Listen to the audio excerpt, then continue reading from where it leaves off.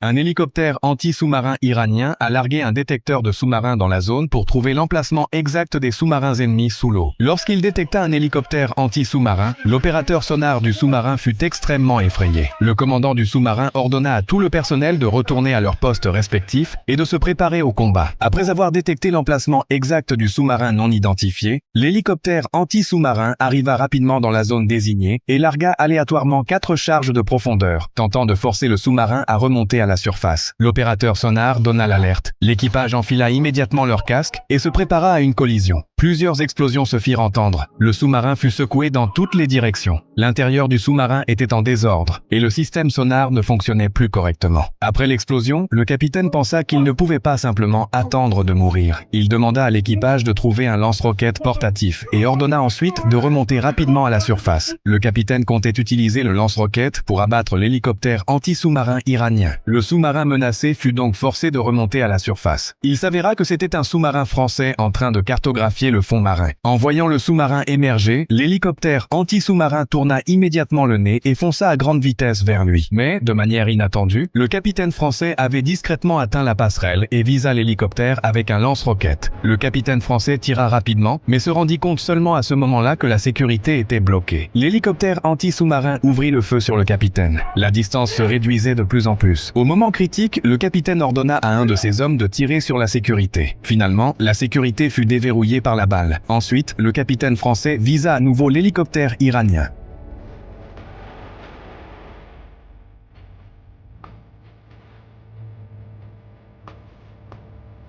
Après avoir réussi, il abattit l'hélicoptère anti-sous-marin iranien.